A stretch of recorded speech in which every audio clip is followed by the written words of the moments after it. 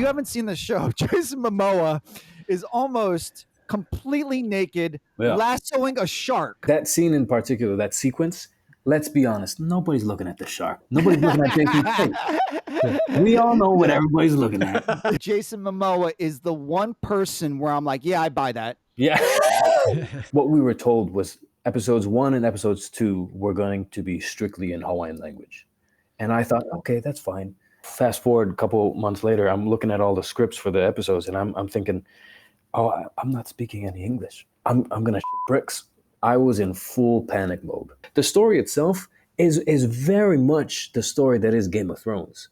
This actually happened. It's a huge win for the state of Hawaii, let alone the Kingdom of Hawaii.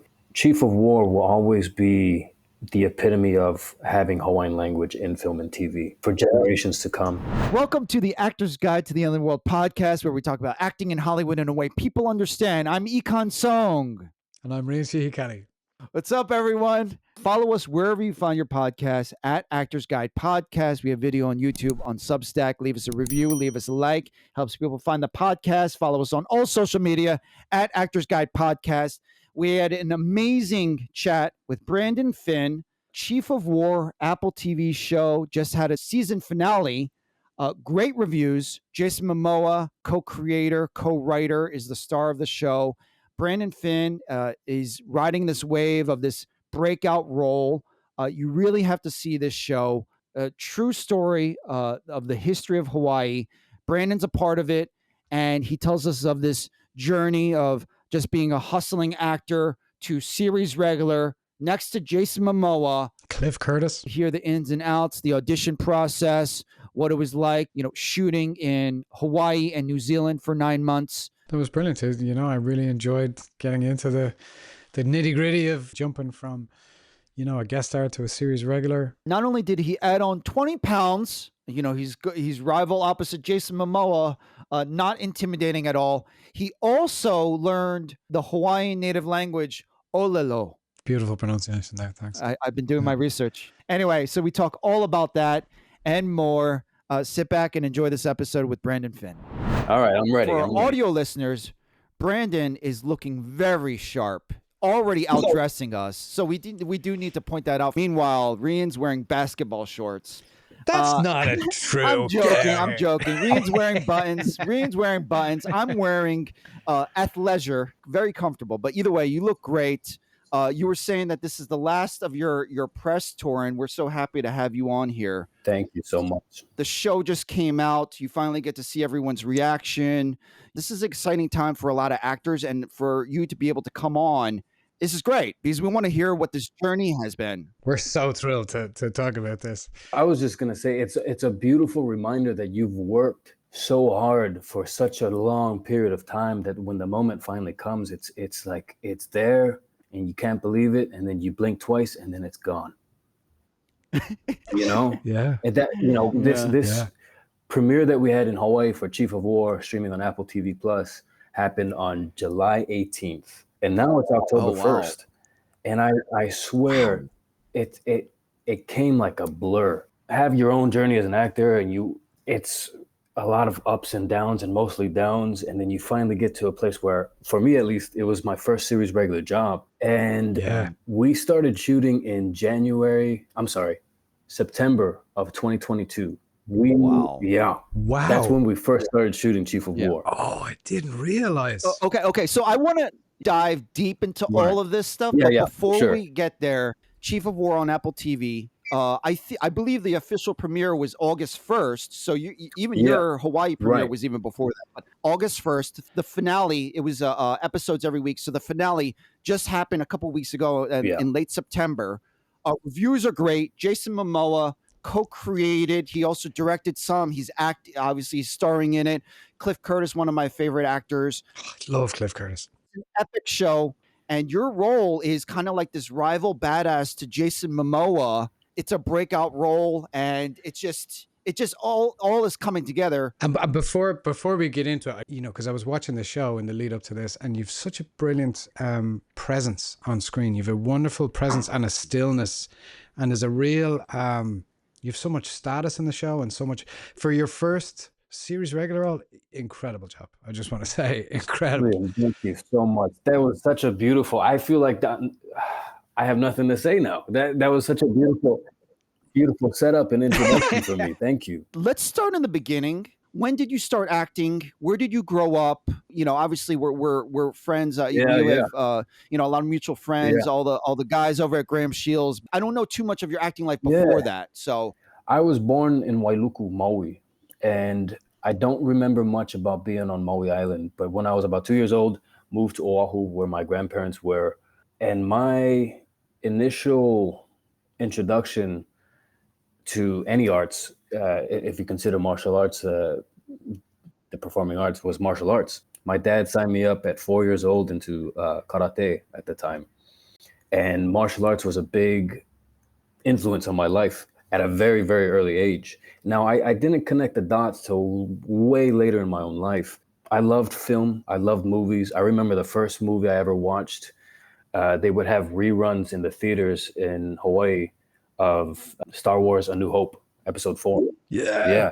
And that was the first thing I ever saw in a movie theater, was this menacing black figure of Darth Vader coming through the white background on the ship with Princess Leia. I think I might have been like 6 or 7 years old when I watched that. Fast forward, when I got into high school, I was trying to fill my fine arts credit, and I didn't want to do photography. I couldn't play an instrument to save my life. The only other option was this Theater 101 class. And so I took it just out of curiosity, not really. And that's in high school? That was in high school. I went to a high school called Punahou High School. It's the same high school, not to get political, that Barack Obama ended up attending and graduating from. Yeah. And had the initial spark hit me in high school during the theater program. There was something about being on stage and sharing a story, bringing that story to life, that I found immensely attractive. I was just drawn to it. Sadly, in college, I didn't necessarily pursue it at all. I ran into some financial problems where I didn't have money in my bank account. I didn't really have a job. So I ended up going to Chapman University in Orange County for a semester, dropped out, moved back home to Hawaii. I started working at a local restaurant chain in Hawaii called Zippy's. I worked there for like 6 months. Both my mom and dad to this day work as flight attendants for Hawaiian Airlines. At the time, this was 2011 into 2012. They both suggested, hey, maybe apply for the airline as a flight attendant. Perhaps that'll get you on your feet. You could figure it out from there once you have a steady income. Now, I did that. I got hired in 2018. Hawaiian Airlines has 2 bases, one in Honolulu, one in Los Angeles. And so I base transferred to Los Angeles. And it really freed up my schedule because the only flights out of Los Angeles for Hawaiian Airlines was literally from LAX to Honolulu and then Honolulu back to LAX. They call it turns. It's like the death march because you're doing 2 flights in one day. And let's be honest, people in Los Angeles flying to Hawaii and back, the worst. I knew it. No problem saying it. The worst. The only one that maybe tops that is San Diego to Maui. We don't have to get into that because now we're getting off topic. But I would. That's so awesome. I did that, and on my days off, I would study at whatever acting studios I can find myself access to. So I ended up initially at a place called Ivana Chubbuck's off Melrose. I'm sure you guys have heard of it. I know Ivana Chubbuck. Yeah, it was nice to find a place that gave you live feedback and a place to practice and fumble. Truth be told, literally fumble, figure it out. There, I met I consider this guy my brother now. There, I met an individual named Davis Cameron. Oh, I had a feeling it was going to be him. Yeah, it was Davis Cameron. And Davis, through our friendship, says, hey, I'm going to go check out this place called Graham Shields Studio. Maybe, if it's something that interests you, maybe come along. So I ended up following him there. And through Graham Shields Studio, the specificity, specifically with self-tapes, because now this is the era that we're living in with auditions. That's where I began to find some real traction. And one thing led to another. I ended up booking a job with Hawaii Five-0 years ago. That's how I got. I had to join SAG. That led to Magnum PI, and then it led to Fantasy Island, Three Women, and then lo and behold, this audition from Jason Momoa and company called Chief of War, talking about the unification story of the Hawaiian Islands and its history, came through, and I found myself auditioning initially for Jason's brother. So if you guys have watched the show, Siwa Ikaleo, he's the guy that plays Nahi. He's got the big hair. That's the role I initially auditioned for. Oh, interesting. I think what ended up happening to make it easier, I think they sent like this group of males from this age and above one audition for one character. And then they sent males from this age and below this audition, and they kind of just filtered it through from there, just to make it easier for casting, I think, because they can kind of pick and choose. Yeah. And it's funny you say that, because if I didn't know anything about the show, I would have thought that you would have been like Jason Momoa's nice younger brother, because you're so friendly and nice and like chill. And then I realized that you're kind of like this rival badass with this mohawk. And I was like, whoa, and almost didn't recognize you at first, but that's kind of a testament to your acting and this performance. I take it as a compliment. I really do, because that's not who I am in real life. If I was that in real life, I think it'd be a problem. Yeah. Hawaii Airlines would not have you on if that was you in real life. No. For this audition, so all of these, so Magnum PI, Hawaii 5-0, were they co-stars, guest stars? Like, what was the... I ended up having a co-star for Hawaii 5-0. Do not, for our friendship and our relationship, do not look up what the scene is, because it's trash. It's absolutely trash. I was still trying to figure it out. And the only thing that scene served was that it forced me to join SAG. Tell us what the role is. The guy's name was Dylan. And apparently I beat up Megan Rath's brother. And Megan Rath was one of the series regulars on Hawaii 5-0. And so she comes into the restaurant and she beats me up. And I don't have a problem being beat up. I have a problem with what I was doing on screen. It was way too much. I thought it looked like I'm doing theater and I'm trying to emote emotion to the back row. It's just way too much. Yeah. It was. Yeah, it's your first co-star. That's all right. Funny story. Even prior to that, I tell this story on a podcast I did with Cliff Curtis. What initially made me SAG eligible was I got booked on a feature film with Goldie Hawn and Amy Schumer called Snatched. Wow. Oh, I think she played Goldie Hawn was her mother. They played like a mother-daughter thing. Yeah. I apparently good enough to get the one-liner audition booked, not good enough to make the film because I got cut from the film. Yeah, and I told my whole family about it. They're like, "Hey, I'm gonna be in the film," and like, lo and behold, I'm not even there. It was so heart-wrenching. So my journey has been like this. You know, usually that's the end of the story. Like, he tried. That's it. Changed his career now. Brandon, real quick, what years? 2017 was Snatched. In 2019, Hawaii 5-0 was out. Okay. And then I believe 2021, I got an episode on Magnum PI as a guest star. Brilliant. Oh, nice. Yeah. Three Women was booked, and then Fantasy Island was booked. I think Fantasy Island came out before Three Women did. And Three Women was on Stars, which was like, it's great, but also I feel like not a lot of people have Stars, you know? Yeah, it's tricky with these platforms and channels. You never know.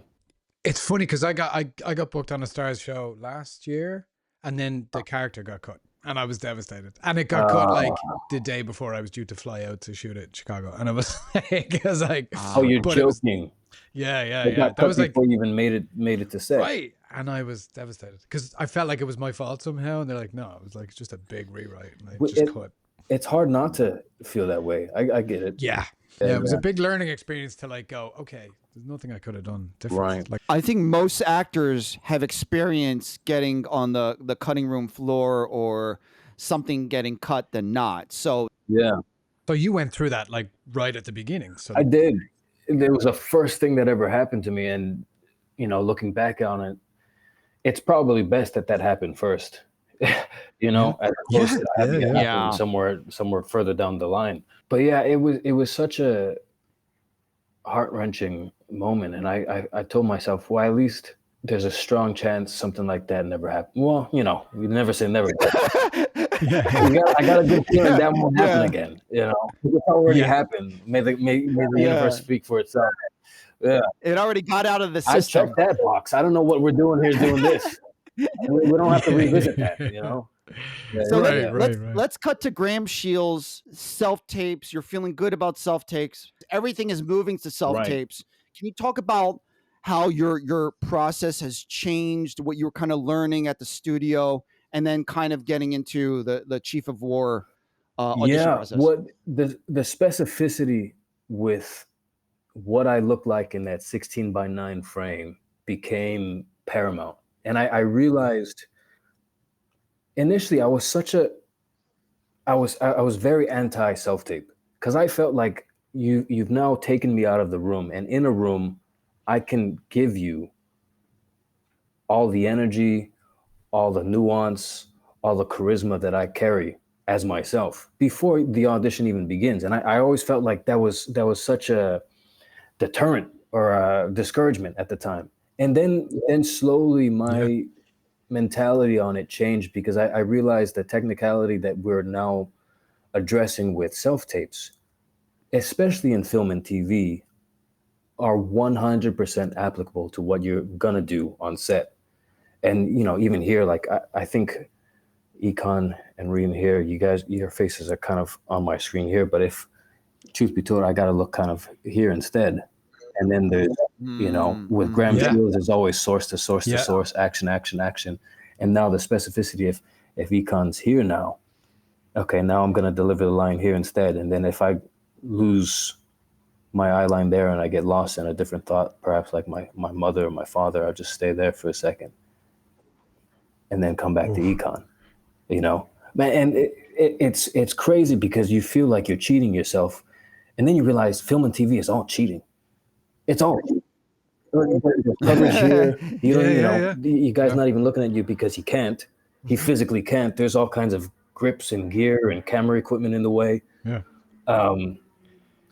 So that being said, before I get off too much into the tangent there, I changed my mentality, and I realized, like, okay, let me learn how best to use the technical, have that meet what I already bring, and then put that into the work with self-tapes, That is brilliant. You're absolutely right. And hearing you say that, and having seen you on the show, that absolutely tracks. Like watching like I said, like your stillness and your status on camera, and your like your skill in that as well. Not to mention performance, but it really looks like you've been doing it forever. Oh man. It's so powerful, and it really struck me like very early on. I was like, wow, that's so great. And you're absolutely right, because we were talking about this, the difference between sort of like people who are so technically aware, like Tom Cruise, for example, is a master technician who understands the camera and who understands how film works. There's a real power in that, and to hear you say marrying what you bring to that technical awareness is phenomenal. I think that's a brilliant lesson for people to learn. I never want to sound like I'm preaching, but I will share, my own experiences if people are willing to listen. And that being said, I love the technical. I love being as specific as possible, especially with camera coverage, what lens we're using, how tight we are, how wide back we are with the master shot.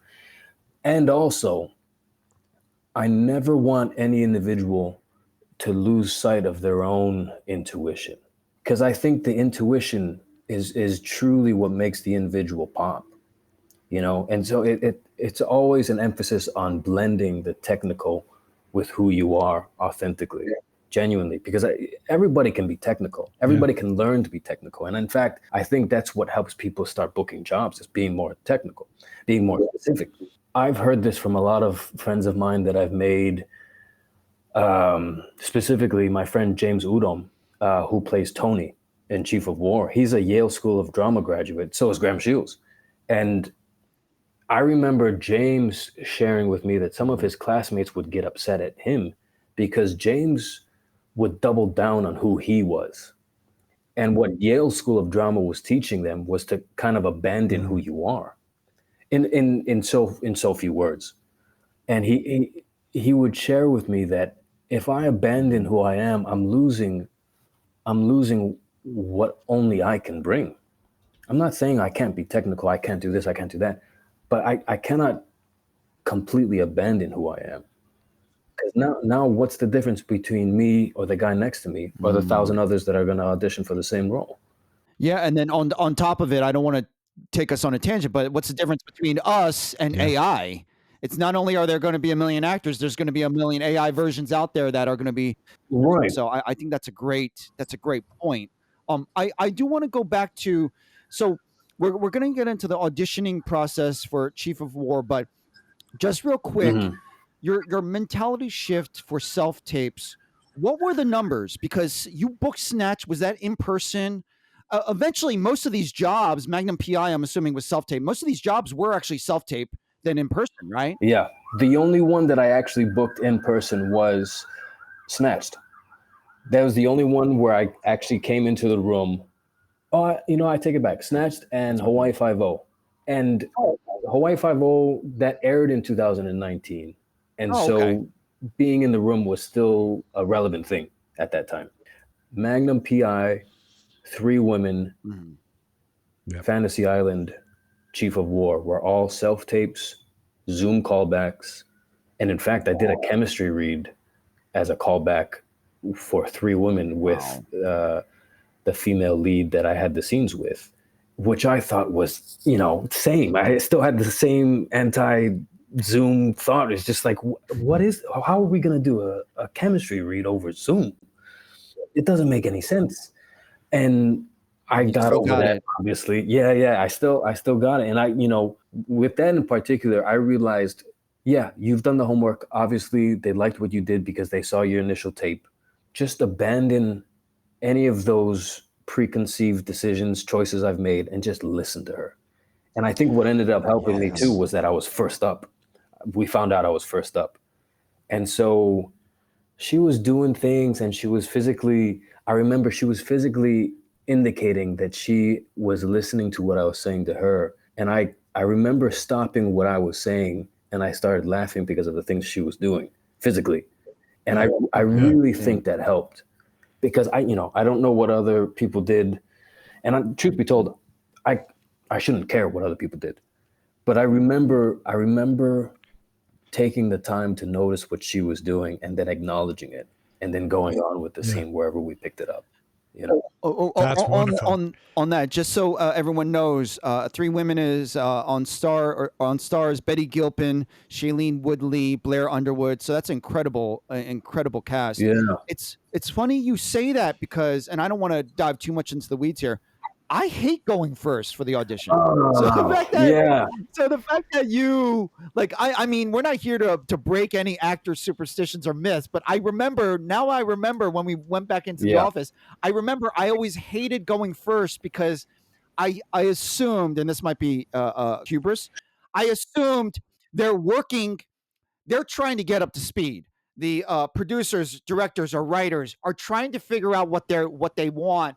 And by the 8th, 9th time, they're going to be like, okay, this is what we want. This is what we want the scene to be. And then whoever is at an 8th, 9th time, they're like, okay, if he can do that, he or she can do that. They're going to nail it. They're going to book it. We know exactly what we want. And that's when it happens. So I hear you on that. It's hard, especially when we were in that period of time where you would physically go and now you see the lineup and you're like, this feels like a weird fight. This feels like a weird, like we're all gonna get in a ring. We're gonna start bouncing heads off the floor here. It's weird. It's a weird feeling. And then the head games with like positioning and going first. And then if you're not first, now you hear people hitting beats and marks, and you're like, should I do that? I don't want to do that. I've already made the decision. It's such a business. I don't want to hear that. Yeah, I don't want to hear that. I want to go first. I want to go first because I want Yeah. that to be the first time that they see whatever I'm doing. And I don't want it to be like a version of, they're like, oh, this guy did it before him, but he's done it this. I'd rather not listen to any of that and just go first, to be honest. Yeah, It's there you hard. go. There you go. Okay, so Okay. let's talk about Chief of War. How many auditions, assuming that the first time you said Yeah. was for the brother role? So how many self-tapes was it? How much time passed between callback and audition? I think What happened? the initial tape happened, and I auditioned for the role Nahi, which was Jason Momoa's youngest brother. The initial breakdown for that character was that he was supposed to be the young hothead who hadn't had as much war experience as his two older brothers. And so he had something to prove.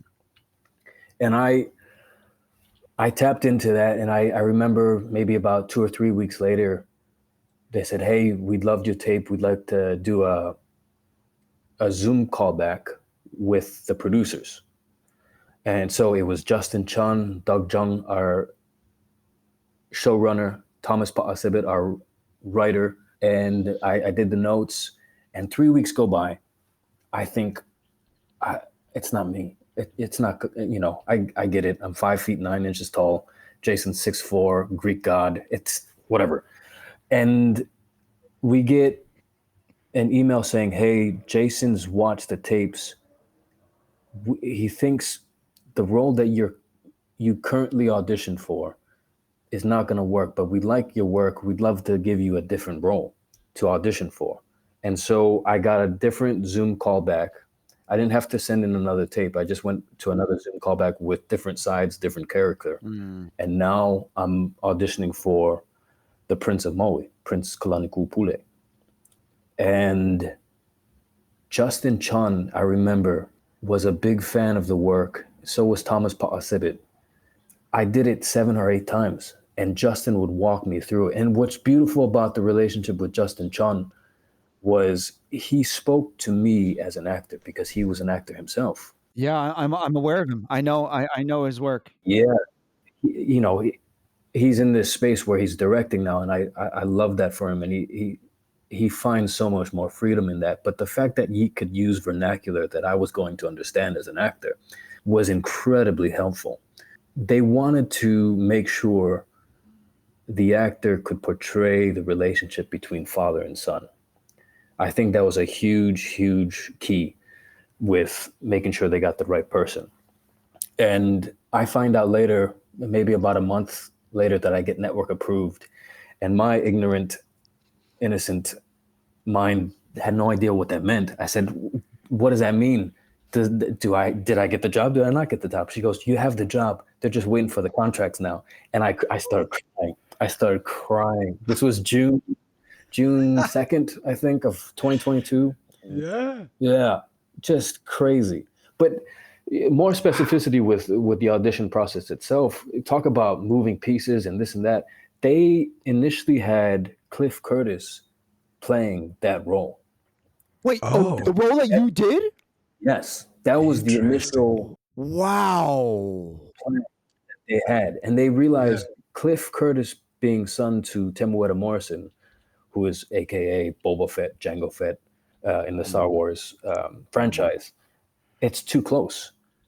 That's the dynamic duo that they initially pitched. And they realized it's not going to work. I think, let's see if Cliff is interested in playing this other villain from a different island. And he was very much attracted to that. And it was Cliff's idea, from what I'm told, with Thomas Pa'asibit and some of the other producers, that Prince Kūpule should be a younger guy. And then it just kind of clicked in their mind, like, okay, we got this guy, Brandon Finn. Brilliant. Yeah. And so, like, my work can speak for itself, and also the cards kind of have to fold out correctly, Absolutely. It was this perfect setup where I found a place among this cast of legends to share this story about the Hawaiian Islands. Yeah. How brilliant. Did you find that so like stepping up to a role of that magnitude with everything involved there, was that did that feel natural for you? Was it daunting in any way? Did you feel, what were your thoughts going into a role of that size? Yeah, the scale of which we were dealing with was menacing at first. It might sound cocky, it might sound overly confident. And truth be told, I have the utmost confidence in myself with whatever scale it is. And truthfully, I kind of had to with Jason at the helm, let alone a guy like Cliff Curtis. Cliff Curtis is insane. Dude, And he's a chameleon. Absolutely insane. And he kind of walks this line where you're not too sure how method he goes. Like, is it not? I think it is. He's gonna throw the kitchen sink at you, and then he's gonna not apologize for it after. That's just the legend that we're dealing with. And so that being said, I'm very much a product of my environment. If I'm surrounded by these murderers, these killers, I will do my part. I didn't have any issue with that. And I think that's a mentality that we all need to have, especially when we start to get to that tier up. It's like if we're gonna make the move, you got to be ready for that move, regardless. I will say what was really, really nerve-wracking was learning the Hawaiian language. Oh, thank you. Let's talk about that. Chat about that. Yeah, I really wanted it. Yeah. So how much did you know, and how much did you know at the audition process? None. Oh my God. Just before, was the audition? No, the audition was or the in audition English. Was in English? Thank the Lord Almighty. Okay. The audition was in English, and the initial thought was, what we were told was episodes 1 and episodes 2 were going to be strictly in Hawaiian language, and I thought, okay, that's fine. And now, fast forward a couple months later, I'm looking at all the scripts for the episodes, and I'm thinking, I'm not speaking any English. I'm gonna shit bricks. Like literally, I can't. I knew phrases. I knew certain greetings because I was a kid from Hawaii, but I was never required to learn more than a phrase, a sentence, ever. And the fact that I was going to be not just speaking Hawaiian, but also having conversations and having to listen to Hawaiian being spoken back to me, it really, I think for the first 2 to 3 weeks of pre-production, I was in full panic mode. And I couldn't do anything other than address it from morning till night, as many times as I could make the repetition. That's what I was going to do. And that's initially what was the biggest roadblock in my journey on Chief of War. Wow. Because it's funny, like because I was just reading up a little bit about it, because I didn't know a whole lot about the Hawaiian language, but there are parallels between that and Irish. The Irish language is kind of a similar thing, like where we have to learn it in school. Everybody, it's compulsory to learn in school. It's our national language, but it's not spoken very widely. It's spoken in maybe like 2% of the population will be fluent native Irish speakers. I see, yeah. And it's a language that was suppressed as well. Like similar to Hawaiian, it was suppressed when the British took over. Yeah. And they ruled Ireland. They tried to suppress the language, and it's undergone a sort of a resurgence. I love that.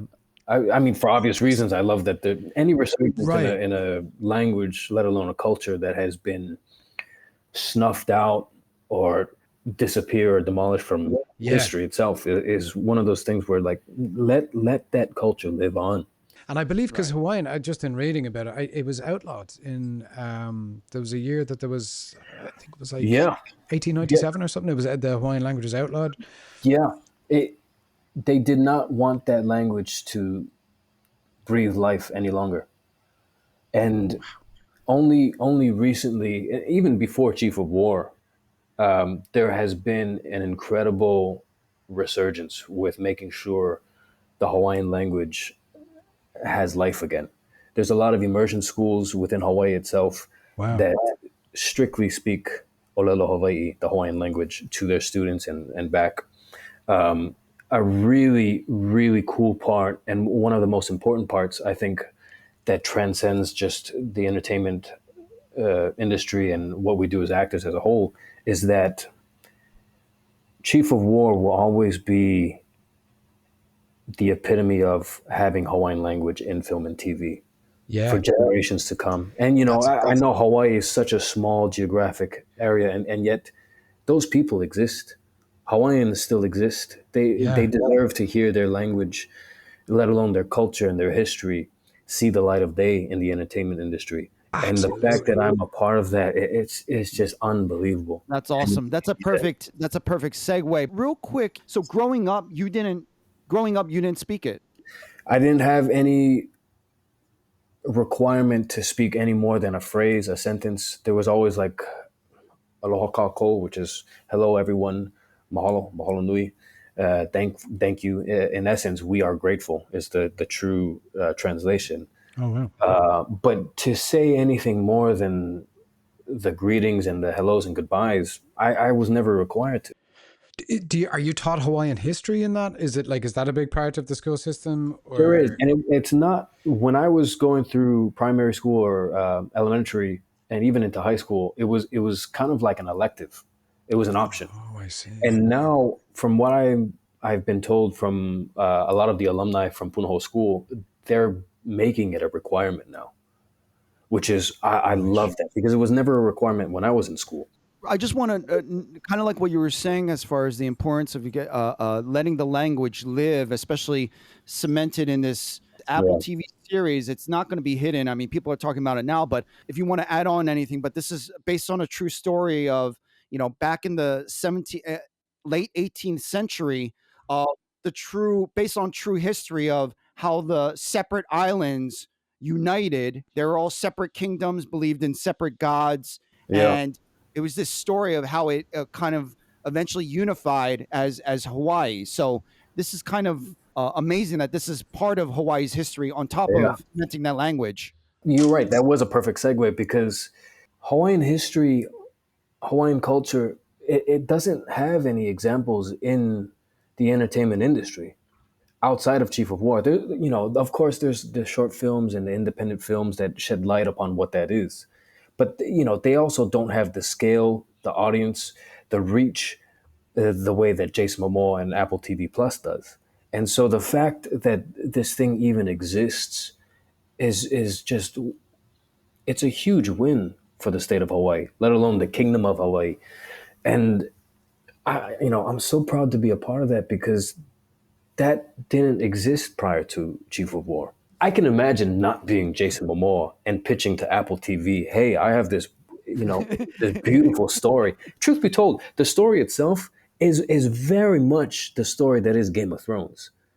Yeah. I was just about to say that. I was about to say that. And it's also, it's kind of like Shogun with the Hawaii Natives peoples, but also kind of like Game of Thrones. But Game of Thrones isn't real. So, you top that. This is real history. This actually happened. And, Thomas Paasibit was sharing something a couple weekends ago at the Pacific Island Film Festival about, we weren't selling a Hawaiian story. We were selling a really good story. It just so happens to be about the Hawaiian Islands. There's a differentiation there. In fact, in my own history, when I was starting to touch up upon certain events and things within the culture itself, I kid you not, certain priests that were a part of one island's dynasty would be shunned for whatever reason, kicked out, and they would sail to a different island and then work against that island and in essence work as a priest for a different island because now they had inside information. It's like, that's Game of Thrones. Game of Thrones. We're just missing the dragons. And so it became some battles were actually more to do with murdering the priest than the king himself, because they realized, the priest had so much more power, so much more influence, whispering nonsense into the king's ear. It's such a bizarre translation, because you're right, Game of Thrones is not that type of thing. Actually happened within Hawaiian history, Hawaiian culture, and so it's just a really good story. What I didn't expect was like there are a lot of parallels in it to sort of Irish history, and like the tribalism and the the indigenous language and all of these things that I was like, oh my God, this is like similar. Like, it's very different in a lot of ways, but it's quite similar in a lot of ways. And I wasn't prepared for that. And it drew me right in. I was so thrilled that it was in Hawaiian. That was so, because there's been more and more Irish language films coming out recently, like Kneecap would be one of the most prominent ones more recently. But like, and there's a lot of Irish history. It's quite well documented on film, but you're absolutely right. There isn't a Hawaiian parallel. Like there isn't a Hawaiian equivalent until this, and I think it's such a brilliant thing to be a part of that. Like Right. how special. It's incredible. It's really incredible. And I don't want to get too lost in the meaning of other projects that come down the pipe for any one of us individually, for that matter. But the fact that this came my way, our way, I don't know if another project will mean as much or hit as close to home as Chief of War does, And kind of lining it back, my familiarity with Irish history is not good at all. But I will say, I imagine some of the attraction that you had to it too is the spiritual element. Absolutely. With some of the fairy tales within Gaelic history, where I don't know what it's called, Tuatha. Yeah, absolutely. Yeah. Absolutely right. Yeah. But like the spiritual element is very interesting, very, very, very attractive material for an audience to kind of witness and see how that influences their people and what decisions they make because of the spiritual element, or because of the quote unquote prophecy. Yeah, and the thread of that throughout history, you know what I mean? Yeah. That's still being sort of woven into the society, because Hawaii is such a fascinating place to me, because it is a state, but it's so unique and different. And when you say the kingdom of Hawaii, like that that to me exemplifies it more than like a state, you know what I mean? A US state. It's such a special kind of a place that like I'm thrilled that there's like something that's like elevating that on the world stage a bit. I definitely want to get to Hawaii more, but can we talk a little bit about the shooting process? Oh yeah, for sure. The preparation. Besides, we also want to talk about. I believe from I read you added 20 pounds. You packed on 20 pounds roughly. I want to talk about that. I want to talk about the training and preparation, learning the language. Olelo. Is that how you? Oh, Olelo. So, how much time did they give you to? Thank you. How much time did they give you to prep and get up to speed before shooting? I had a month and a half before we started principal photography, and that month and a half, I kid you not, I would wake up and I would listen to recordings first thing I did in the morning. By the time I was going to bed, I would fall asleep to recordings, because it was the only way I was gonna jam in as much repetition as I needed as possible. And the three of us were actors. You understand, learning your lines is like on a scale of 1 to 10 of how much work you've done is 0. 100%. Just to get that out of the way, it had to be this constant thing, because I had to be at a place where I was comfortable enough that it was going to phonetically sound correct at any given moment, and still be in a space where I was free enough to change it because of what I'm listening to within the conversation itself. It was ad-lib, improvised. Oh, for sure.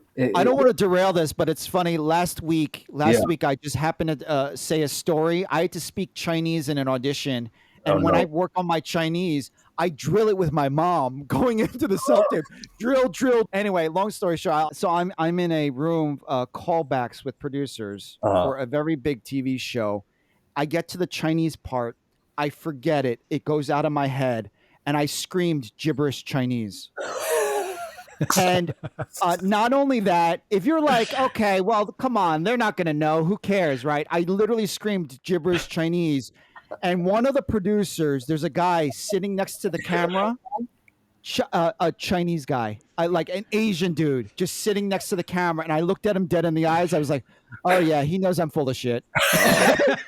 Now, the positive about this is I did end up booking that role. I did book that role, but it was I was hanging on by a thread. So either way, going back to you, funny.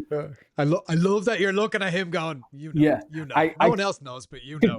I can picture you doing that, and then in the room, like clocking him and going, "Don't you?" Like the internal dialogue.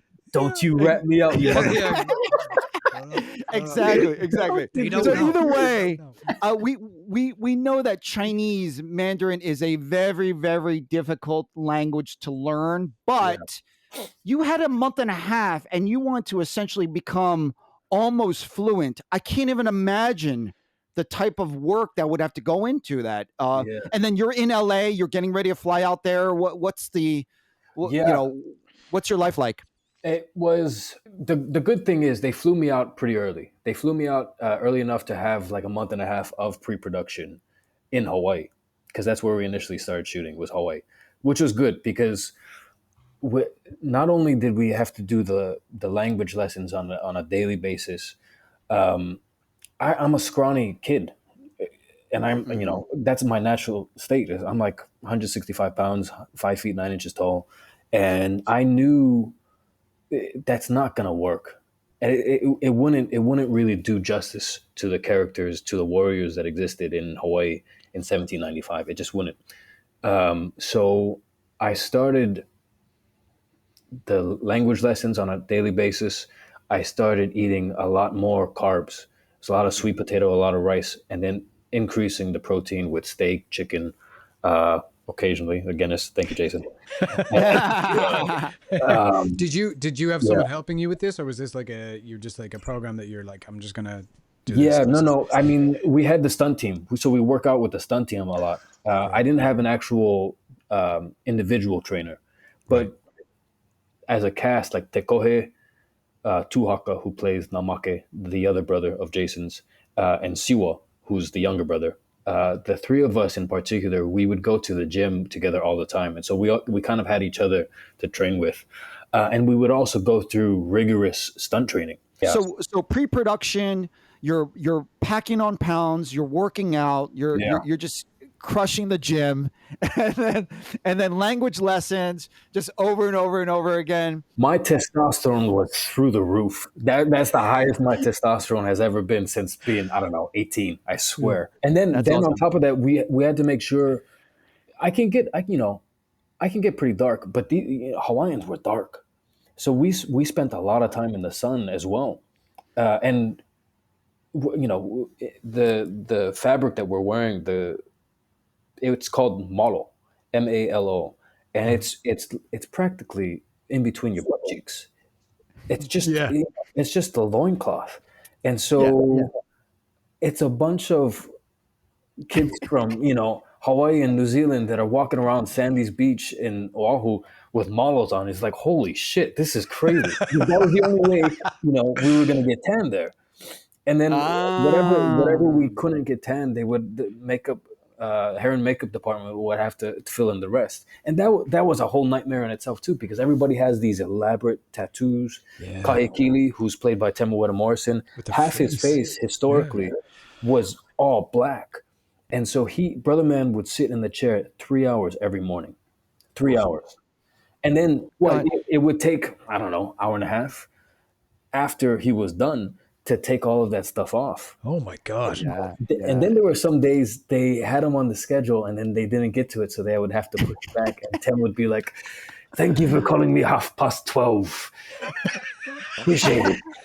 What the fuck is this? Got all this stuff for nothing. Thank you. I'll just take the bus." Yeah, it's so bad. Yeah, that's true. That's right. You can't just kind of leave that tattoo on. It's half of your face. He's not going to walk around Hawaii in his normal life like that. No. I'm so glad that you brought up the essentially a loincloth, because if you haven't seen the show, Jason Momoa is almost completely naked, lassoing a shark. This is what you're going up against. It's a tall task. That's a lot. That scene in particular, that sequence, let's be honest, nobody's looking at the shark. Nobody's looking at Jason's face. We all know what everybody's looking at.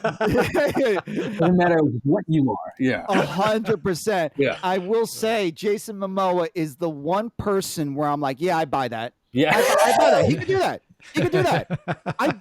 I kind of believe Tom Cruise. Like, I kind of, maybe The Rock Johnson, but Jason Momoa, I believe.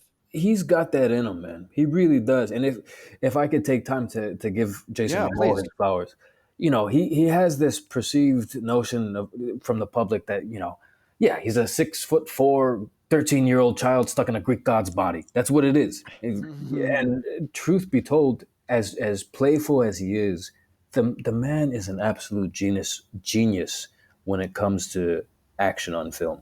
He really is.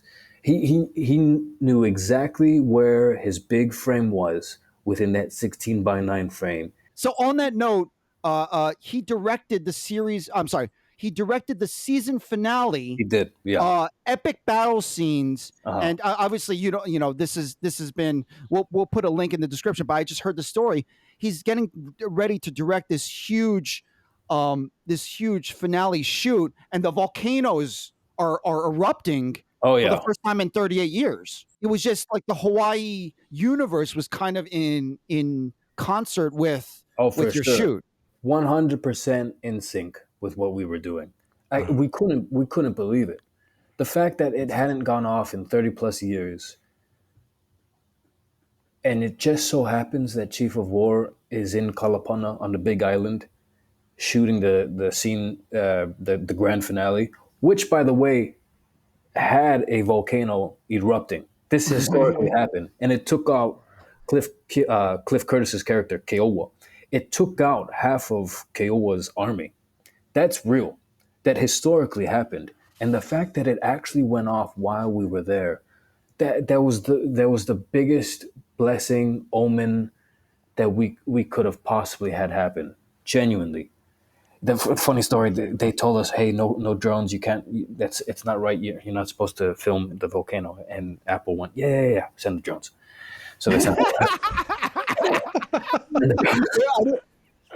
I mean, it all went well, so it was worth it. Yeah. Yeah. So let's talk about, on this podcast, we talk a lot about the acting industry and the film industry. Uh-huh. So let's talk about Hawaii a little bit, because I love speaking to, and we talked a little bit about this last time we saw each other. Yeah. I was curious, as a native Hawaiian, not only do you see your state and your homeland a huge influx of tourism. We had Hawaii had fires. There's a lot of people who are buying up land, buying up houses. There's kind of this tricky relationship between tourism and the natives, and then also on top of it, this bustling film industry. Yeah. I feel like it's kind of in this kind of lull and slow down, this rise and slow down, a lot like Los Angeles and California. Yeah. We had a lot of TV shows. Chief of War is the big TV show right now. Lilo and Stitch was a huge hit, but right now there's not a TV show right now in Hawaii. It's the film and entertainment industry within Hawaii is a very lucrative opportunity for the people of Hawaii, and they're currently out of work. They don't have the influx, like you were saying, of jobs that used to exist there. I remember there was a period of time where I think it was Doogie Kamealoha for Disney+. Oh, that's right. Magnum PI. And NCIS Hawaii was on for a little bit. NCIS Hawaii, thank you very much. And then there was also this other, before Rescue High Surf, it was called Kanui Road. And my experience with some of that crew, they would be so grateful for the work that they oftentimes were shorthands with a different production happening around the same time simultaneously, and they would be shot left and right with going from production to production to production, and they're happy. I mean, yeah, of course, it's crazy hours. They work from God knows when to God knows when. They're collecting overtime happily. Yeah, because if they're not doing that, they have to work jobs that adhere to the tourists.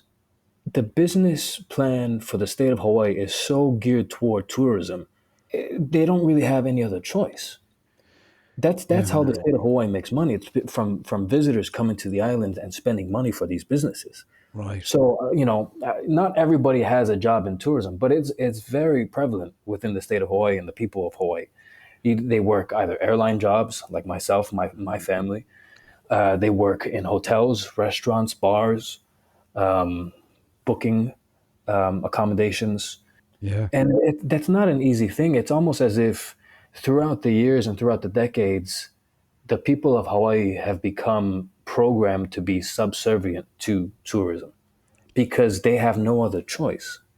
And that's really where that negativity stems from, if any at all. Truthfully, I really consider my home state, my hometown, to be the friendliest. I really do. Now there is a line. If you cross that line and you're disrespectful, you're gonna hear it, without a doubt. Like you should from any place, Yeah, regardless of of where. course. Even the Hawaiian language and what is considered pidgin. You know, even as a kid growing up, pidgin was the language that the plantation workers spoke with each other, because it culminated from Hawaiians, Portuguese, Filipinos, Chinese, and Japanese all working the plantation fields within Hawaii for the white folks that took the land. Yeah. And they all had to communicate with each other, hence why pidgin became pidgin. They were speaking their own English to each other. And it was this broken culmination of language. That's where pidgin derives from. Pidgin itself, the way it's structured, is very much similar to the way Hawaiian language is structured. So that was very, very helpful, just as a side thought there. But that even pidgin itself, as a kid, what I was saying was that was looked down upon. You're not supposed to speak pidgin because it was indicative of you being of a lower stature, of a lower status in society. Yeah. And so, like I said, this programming of being almost subservient to the tourists, why are we, yeah, that's how we make money, but why do we have to be subservient to them? It's too far programmed into what's the culture. And you know, people come to Hawaii and they get lays and they have no idea of the immense, intricate history that is involved with the Hawaiian Islands. So we're wrapping up here. Thank you again. I could keep talking. This is brilliant. Yeah, I know. Me too. As far as the shoot here, what were the biggest takeaways that you learned your first series regular? I don't even know how many months were you shooting?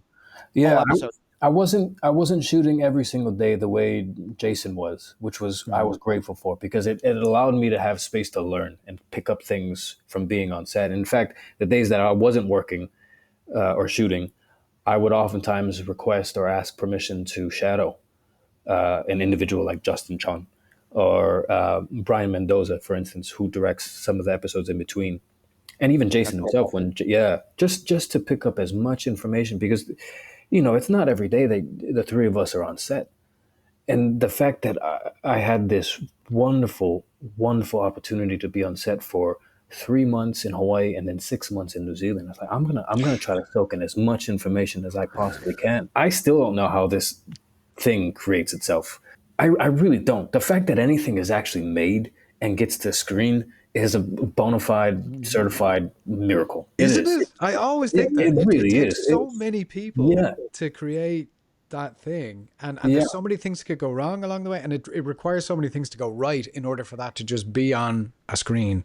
It's mind-blowing to me. You see these podcasts and they talk about, like, being a director is knowing you've got 5 shots left and you're only going to get 2. Then you have a person, you're like, holy shit, it's like there's a part of it that becomes like an indie shoot. It does. It becomes an independent film shoot where you're going to have to make decisions on the spot. That's amazing. What point of the shoot in that in these 9 episodes, what point did you feel like, okay, I think I got it? I get into the flow of the shoot schedule life. Yeah. I don't think it happened to me until I was maybe 2 or 3 months in New Zealand, where it was this thing that, like, okay, this is what I do now. It took me a long time to kind of, and not so much be in the flow, because I could feel myself being in the flow even early on, like from the get-go, but it wasn't as anxiety inducing as it used to be. And that was a beautiful, beautiful self-actualization / realization for me, because you can kind of breathe now, you know, like, no, this is, you kind of embrace what you do as a whole and realize this is what I do. There's no ifs, ands, or buts about it. It in essence is getting rid of the imposter syndrome. Imposter syndrome, yeah. And then some of that kind of seeps into, like, if I spend too much time on set, they're gonna realize I'm a fake. Like, we're all fakes, buddy. We're all fakes. Yeah. We're all full of shit. Yeah. It's a matter of whether or not you're good at it. Yeah. That's really what it is, you know. And so that moment of like realizing, no, I'm an actor, man. This is what you do. It was a beautiful moment. But I remember thinking maybe 3 months into being in New Zealand, where I really stepped into that. And it, you know how you do an audition live or you do a Zoom call back and you can feel the heart start to palpitate. Yeah. Boom, ba boom, ba boom, ba boom. Yeah. I remember the last 3 months, I would show up to set, and it really started in the makeup room. I would feel like this like coming to. And what was really helpful physically was getting the sides cut every morning, getting the hair done, and then you'd see this long mohawk.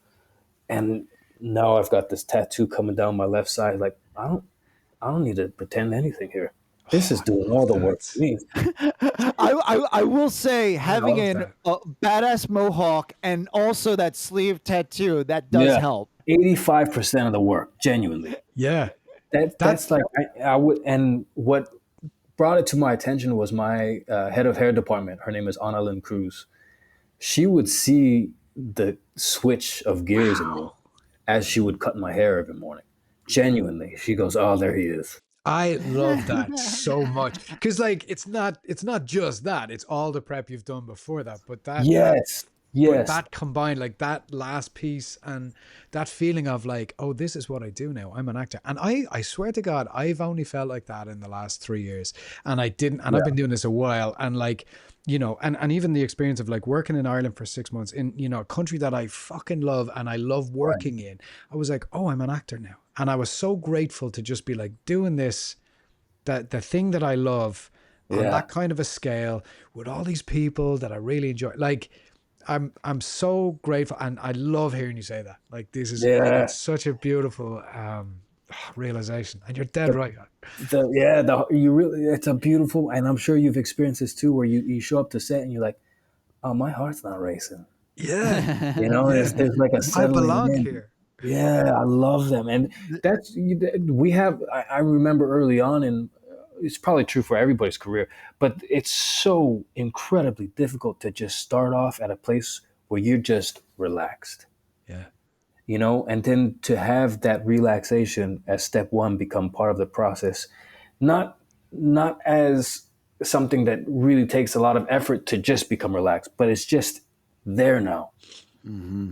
At peace. Yeah, it speaks volumes to know like that's your process now. You start at relax. You don't have to work your way up to become relaxed, which is half the battle.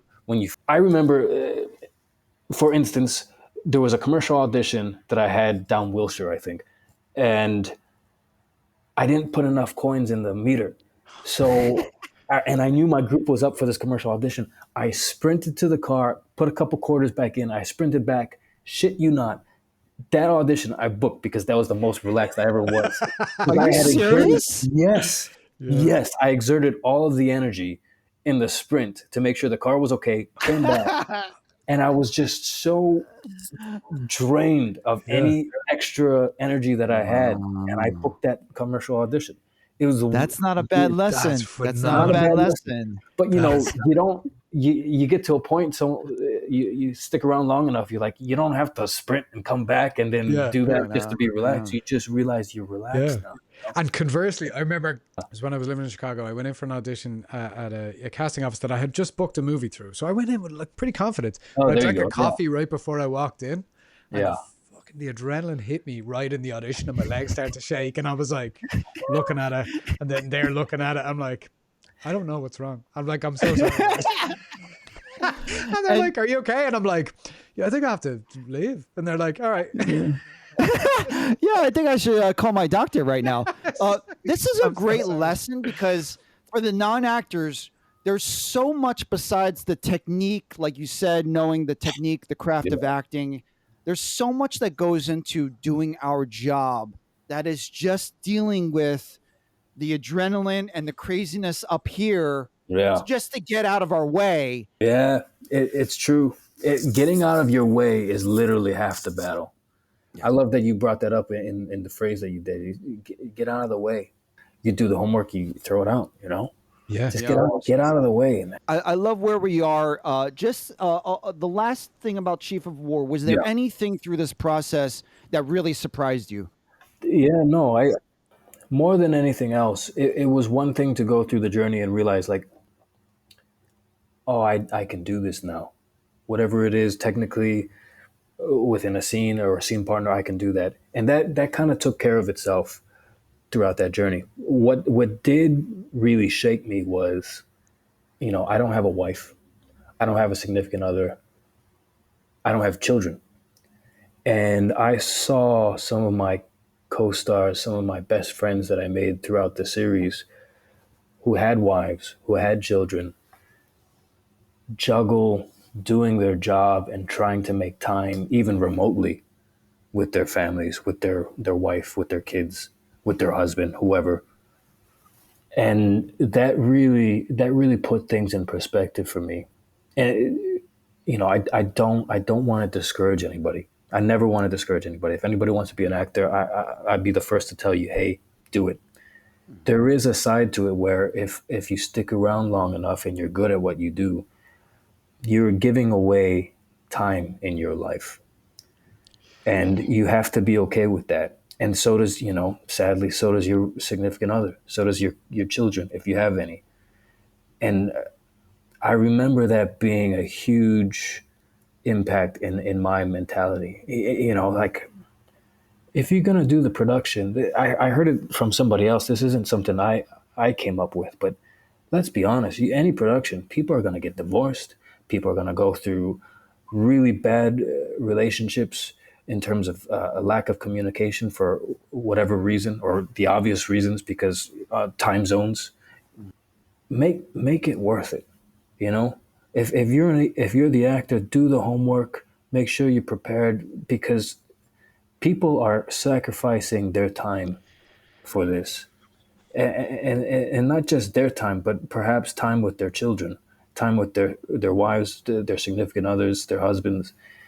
It cannot just be for nothing. That was one in particular. What really shook me.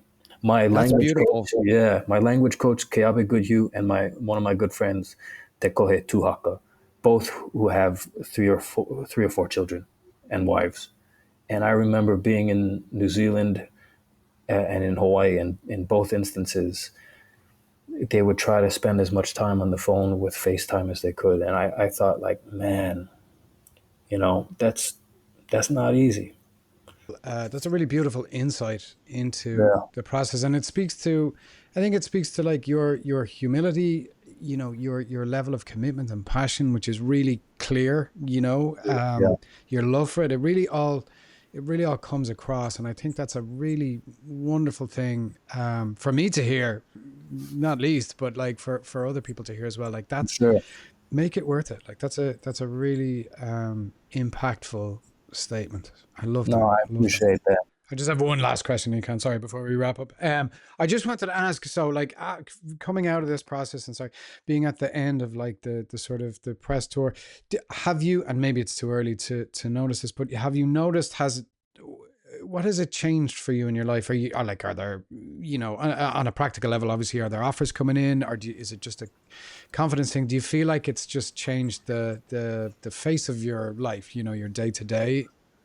Yeah, it's been this thing where I've noticed the auditions coming in seem to be aware of my work with Chief of War. Within the last month or two, Right. the auditions that have come in where I realized, like, oh, I don't think that would have came in. And this is me kind of speculating, really. I don't know for certain. But what's interesting is that I've noticed that even general meetings that I've had, or people that I've met through being on Chief of War, has gone a long way, and I believe will continue to go a long way, especially perhaps 3 or 4 years down the road from now.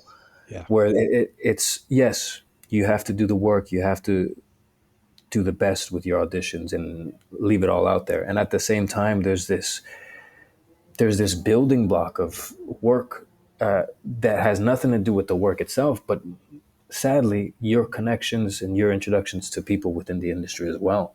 And that's a great point. When we talk about networking, we talk about the craft of acting. It doesn't need to be one or the other. It doesn't need to be all Right. networking and you just like goof off and party all the time. It's you Right. did the work, you were training, and you got the opportunity. And now networking and connections are just going to supplement and amplify all the work that you've already done. Yeah. So we're kind of that's part of the reason I just to kind of circle this back. When I hang out with you and all the Graham Shields guys, Yeah. there's just such a friendly attitude about you Yeah. guys. Like Yeah. over the course of the past year and a half, the industry is kind of faltering, stuttering. You guys look happy, like you're still working, and not Yeah. at any point did I feel like you were the type of guy to be competitive, jealous. I mean, thank you, man. this is without the mohawk, right? Yeah. But I'm just saying, like you always had this good energy about you since the beginning. This is the type of guy that you are. No, I thank you for saying that, man. Like specifically within Graham Shields community that I've become a part of, especially with Aaron Anastasi, Davis Cameron, Rexon, Amy Ward. I love those guys, and I kid you not, I would show up to class literally for my mental health. That was like the best part of my week. Yeah, because it wasn't just me. We all shared that same mentality where, yes, we're rooting for ourselves. Obviously, we're also rooting for each other, and there was this understanding even within each individual that we're not competing against each other. It's not a rat race. And that goes a long way to have a genuine community that supports you and has ideas and looks for the best interest in your work and vice versa. That really goes a long way because it can be really lonely. I'm sure you guys have felt that. It's designed for us to feel discouraged and alone and on the verge of quitting at any given moment. And to have community that shares a sentiment otherwise just goes such a long way. It's not to say that you can't have the competitive edge. Like, of course, get the competitive edge. I find that mentality more to exist in Hawaii because of how small it is, more than that's a whole interesting. Yeah, that we could share on a different session. Let's do a part two. Actually, this is a good segue. Part two, when we talk about season 2 of Chief of War. so as far as on the horizon, you're available. Everyone, Brandon Finn is available right now. So no word about pickup. But not waiting. Yeah, still waiting. There's talks, but talks don't exist and facts don't exist until Deadline or I know Hollywood Reporter comes out with something. We're going to put your social media handles in the show description, but just for the audio listeners, do you want to say the best way to get a hold of you? Yeah, don't contact my manager. Contact my manager. Whatever you do, don't contact Brandon Finn. He's already too busy. No. I will say this because I don't want to sound pretentious. I will say there's been a huge increase in just visibility with my name out there, and it's the first time for me. And I've also spent a lot of time with someone who is Jason Momoa. And that man has no time to himself, none. And some of it's by design because he's a certain type of individual that likes company. And some of it's not his control at all. Like he cannot go walking down the street. And I think that really put me in a space where I just get weary about strangers contacting me. Absolutely. And it's not to say like, hey, I'm not looking for work. I'd love to work wherever the work is. My one social media account is on Instagram. It's called, the handle is The Brandon Finn, TheBrandonFinn. And outside of that, if there's any work inquiries, please contact my manager, Brian Fitzgerald. Love that. Yeah. Love that. That's a professional right there. That's a professional right there. I will say one last thing. I have a feeling if you're ever flying Hawaii Airlines, if you were a flight attendant, you would be getting recognized left and right. So I haven't worked since the premiere. That's I great. haven't worked since and I'm a little hesitant to as well. I don't. It feels like I would be doing more press, and it's like I don't want to do I don't want to do it while I'm working. You know, I don't mind doing press. I believe that. I don't mind doing press, but I don't want to be doing press while I go, here's your can of Sprite, sir. Would you like anything else? Yeah. You know, All right. Well, Brandon, this has been amazing. If you have a hidden gem, you can offer one, but you don't have to. Yeah. No, this kind of lines back into if I can share this hidden gem with what we were talking about juggling personal life with the job once you have the job. And there's this beautiful documentary on HBO called The Last Hollywood Stars. And it's about Joanne Woodward and it's about Paul Newman and their relationship. And I think that's a really telling documentary about what life can potentially be when you're a working actor, let alone a legendary movie star like Paul Newman was. But that's, you know, that to me shed light upon the life and making sure you're in the right state of mind to juggle both lives, because it's a difficult thing. So that's my hidden gem there. There you go. That's a Look at beautiful you. hidden gem. That's a That great is hidden fantastic. gem. I didn't want to put you under too much pressure, but that was a great one. So, Rían, do you want to jump in with yours, or mine is I'll so mine's a bit mine this week is so I stumbled upon a Spotify playlist. I was looking for a song and I stumbled upon this sort of nice. These audio files about like, and whatever you think about this is entirely valid, but like about the idea of like vibrations and what you put out, you know, in the world and what you get back, and like just all this mindset stuff. And it's just taken me down this rabbit hole of like, I started listening to like a guy called Joe Dispenza, and then I was listening to some of the Abraham Hicks stuff. I just and not settling on any one aspect of it, but it's taken me down this rabbit hole of like just changing the way you look at the world, because I've been kind of dabbling in this in a while and certainly over the last few years it's like become very much I've become really interested in it, and I've seen the changes in my life. What is this? This is a Spotify playlist of like, are they like meditations? Some are. There's one called, the one I popped up on is like, and I'm not endorsing this user in any way, but it's like called Be Better Every Day. And I just found a load of different sort of files, audio files of just people. It's taken me down like all these little avenues of like really delving into this stuff. And no, I love that. I kind of get the sense of what, not to take, I'm sorry, I didn't mean to cut you off. No, please, jump in, please. I kind of get a sense of what you're talking about, because I sense within myself very much so I can be very, it's kind of what feeds the character I was playing in Chief. Well, I could be very dark. I could be very brooding. I could be very pessimistic almost to a certain degree. Yeah. And I try to find, I don't mind going there because oftentimes I find strength in it. I really do. Like getting upset, kind of like fanning the flames of making it bigger than it actually is. Like anger gives you fuel. Anger, and I'm the same way. I'm the same way. Like if you allow me, I'll talk some mad smack, because I'll start to feed off of it and use it for whatever I think is effective. Now, that doesn't mean I have to speak about everything in my life that way. Right. And, you know, what you're sharing about the vibration of things and being grateful, that positivity, I realize I often lack. I wouldn't have guessed. No, I definitely do. Yeah. And I think the only thing that works for me is that I am aware of it.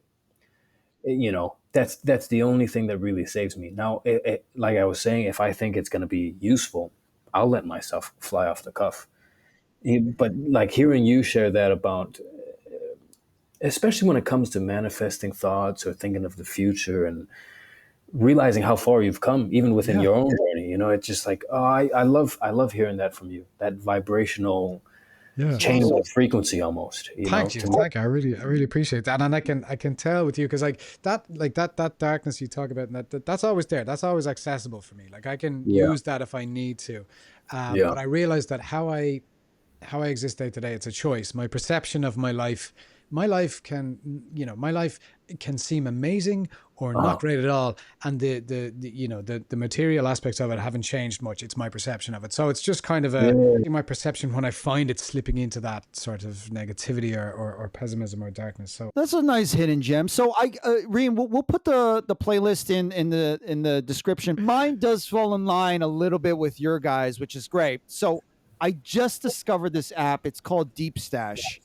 Instead of doom scrolling, it's basically chunks, quick little bits of learning ideas, whether it's books, podcasts. It literally will just pop in like nuggets of productivity, nuggets from a self-help book. It could be anything, just ideas, genius of Da Vinci, how to invest your time, invest your money, all these little hits. So instead of doom scrolling, you can learn like a 2-minute chunk of something. So I just downloaded it. I just started it. I'm going to give it a try. It's free. That's the app. It's called Deep Stash. I think all of our hidden gems kind of work well.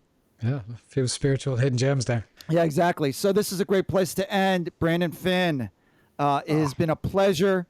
I enjoyed this so much, genuinely. Thank you so much, you guys. I'd be happy to come back anytime you guys want me to. I love it. I love that. I'm so thrilled for you as well. Congratulations on everything. Oh, thank you, guys. Really wonderful chatting to you. And thank you for the love. Thank you for the support. Thank you for the aloha.